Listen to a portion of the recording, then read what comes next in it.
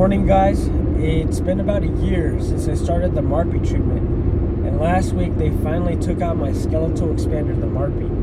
And I want to go over the pros and cons about this treatment and see if it's right for you, because there's a lot to it that nobody tells you. Not even Jaw Hacks, I believe, mentioned this. He does, but I'm going to go more into detail. So, the Marpe. The pros about it for me was it changed my nasal breathing 100%. You have two airways, right? The one in your neck right here and the one in your nose right here. This one up here improved big time, for sure. Like, I can breathe through both my nostrils pretty good. Like, I'm hardly congested now. If I eat something that causes me to be sick and, makes me a little congested, it won't completely block me unless it's really bad. Beforehand, I would get congested during the day, and at night it would be the worst. So that's the pro, guys. Nasal breathing has improved tremendously. Even my voice has changed a bit, because when I was congested, I would have a very nasally voice, like this. You just sound congested. I might sound a little congested right now, but go look at my previous videos. It's way different. So that's what I like. And I feel more relaxed, because when you're congested and you talk, you actually compensate and you don't even know about it. Like, you might put your neck out like this, or like flex your mouth weird, and it just presents something unnatural, which is not pleasant. But once you do the expansion, it changes the game. And I also should mention that I got a frenectomy, a tongue tie release, before I did the Marpe. So this plus the Marpe has gone to, these are the results you're seeing right now. And tongue mobility, great, and it complements the Marpe. So you should get that too if you're gonna do Marpe. But make sure you have a tongue tie. If you're in the need of a Marpe, you likely have a tongue tie you never got released. All right, back to the topic. Another pro about the Marpe is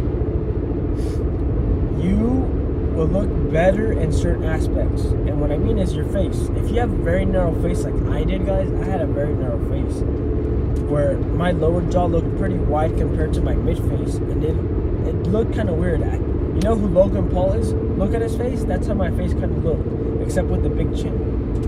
He has a very narrow face here, but a wider jaw here, and he looks like a straight rectangle.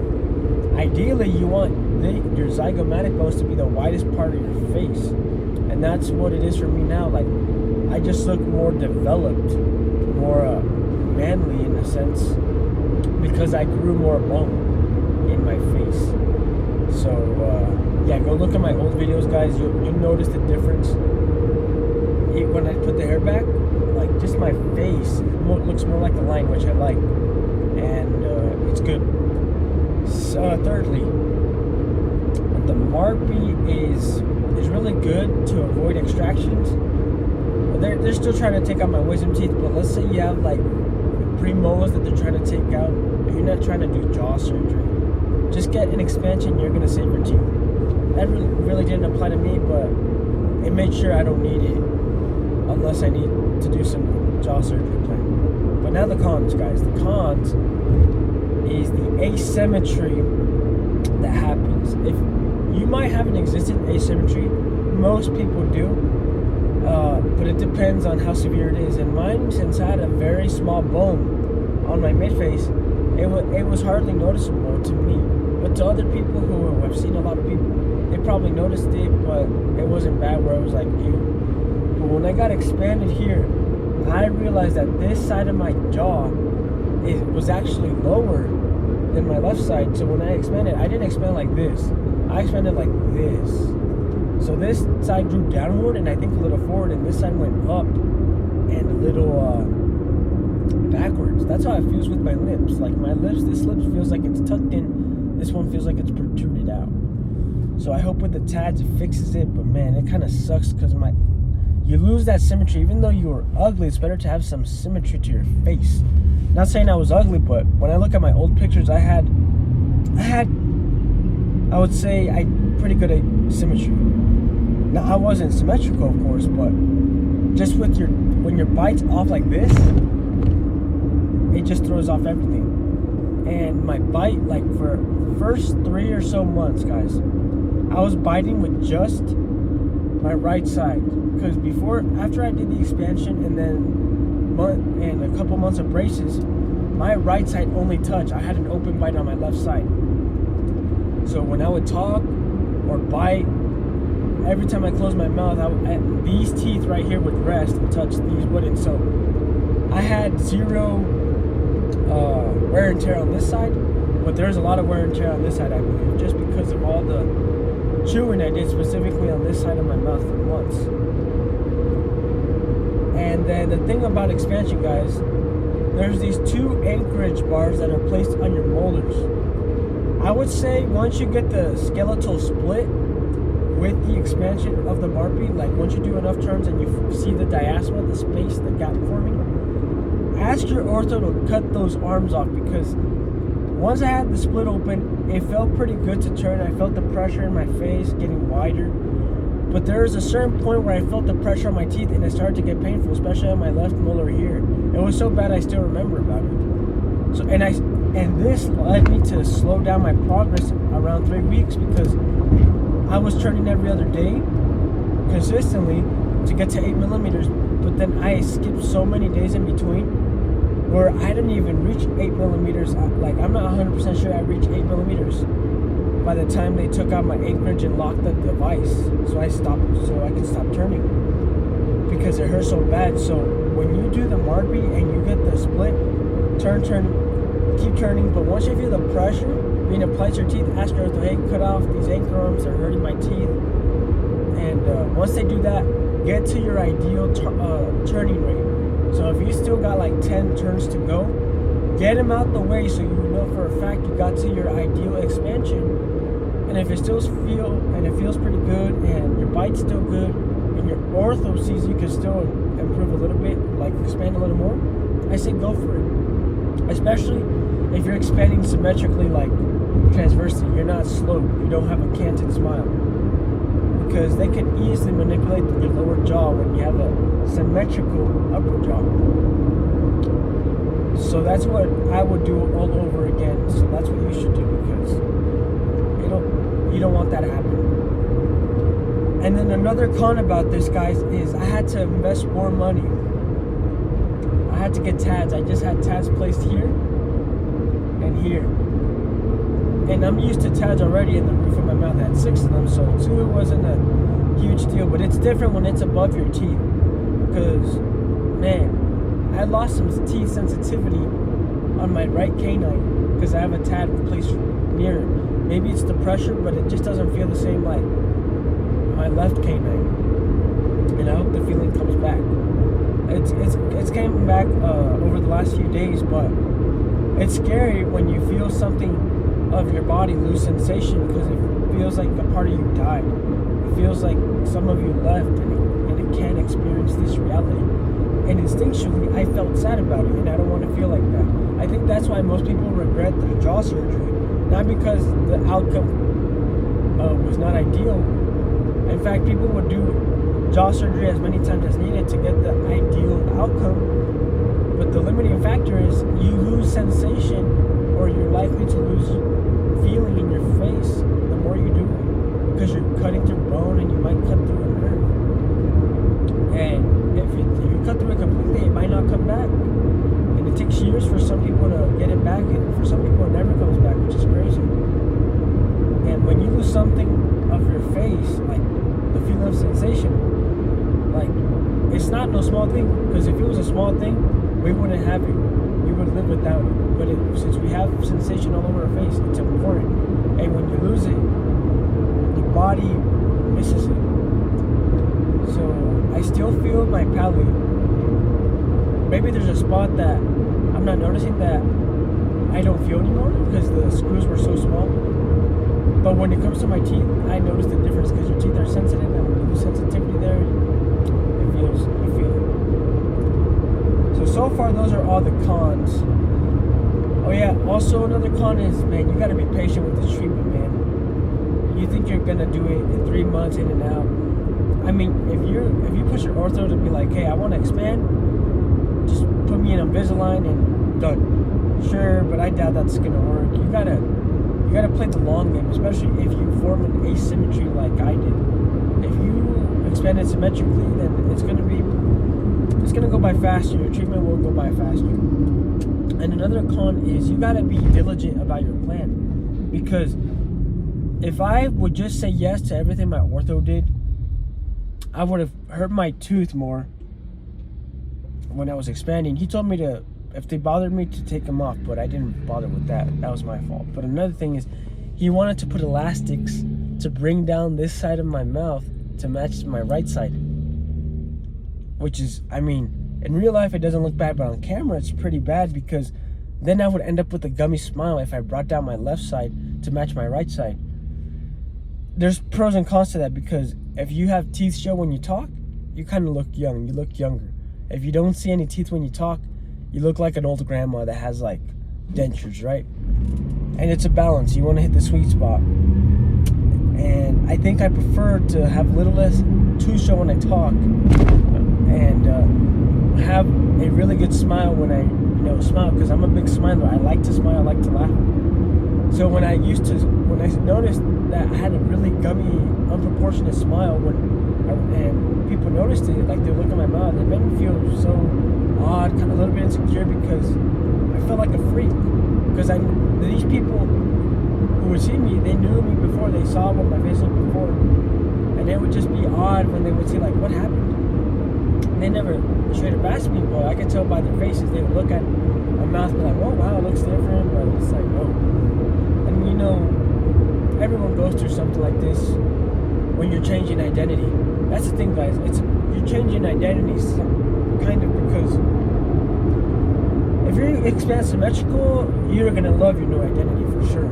But if you expand asymmetrical, it's not good. I mean, I saw myself in the mirror every day, so it was gradual. I adjusted to it. But when I look in hindsight, compared between two different times, like 8 months different, man, sometimes I don't like to look back and see my progress, because I look like a mess. I look like a wreck. And even when I look at old pictures of my old face, it's no bueno. Like, I just don't identify with that person anymore, and I recognize the pain, the inconveniences my old me went through when having a small bone here. And my treatment, guys, I know this video is going long, but I want to get as much out. My treatment was $6,000. The tads that I just had placed were $2,000 by a surgeon that works with my ortho. So my ortho didn't do the tads around my canines. He only did the tads in my mouth. So be prepared to have a big budget for this. So far I'm about $8,000 in this treatment, which to me, the tads kind of felt like unnecessary, but the Marpe cost of $6,000 felt necessary. So it wasn't. I didn't even second guess that cost. Oh, and go to multiple consultations. And I don't know if this would have changed anything, but there's another provider that I went to that they were good, and they were very cautious about giving me this treatment. So maybe if I went with them, it would have been nice, because they were like being extra careful with proceeding with me. So maybe we would have had deeper conversations about doing something else, like surgery, tads. This other provider they quoted me at $9,000. They were a small business, and there was 2 doctors, a couple, in Denver. And I liked them, and the treatment, they said that they would do a piezo cut. But the thing is, the piezo cut wasn't included with the treatment. I thought it was part of the $9,000. The piezo cut would have cost me $3,000 more. So a total of $12,000 versus the $6,000 of my current provider. And at that price range, $6,000 to me, when they both presented pretty good sales pitches to me and information, that's when cost does become a factor. Like $6,000, like, man, that's when I went with the more affordable quote for me. And part of me says maybe I should have gone with the other provider, but for $6,000 more, I'm not sure it would be worth it, because maybe I would have still had to use the tats. Maybe.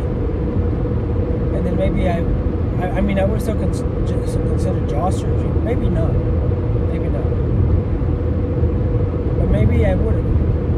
Because this other one was also airway focused. Like the two orthos that I went to, guys, were airway focused.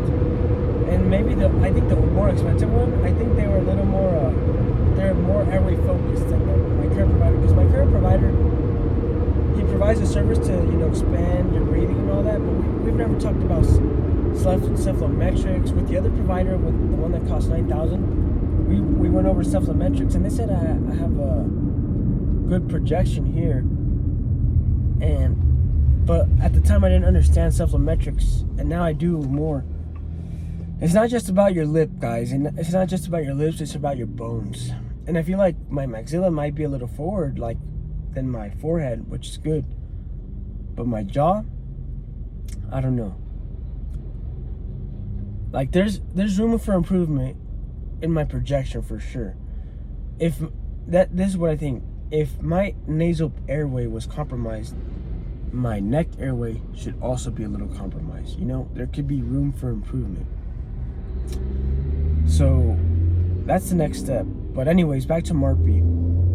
I would say if I were to do this all over again, if I had all the knowledge I have now, I would consult with an orthodontic surgeon and Marpe providers within the same time range, like within a week, ideally within a month altogether.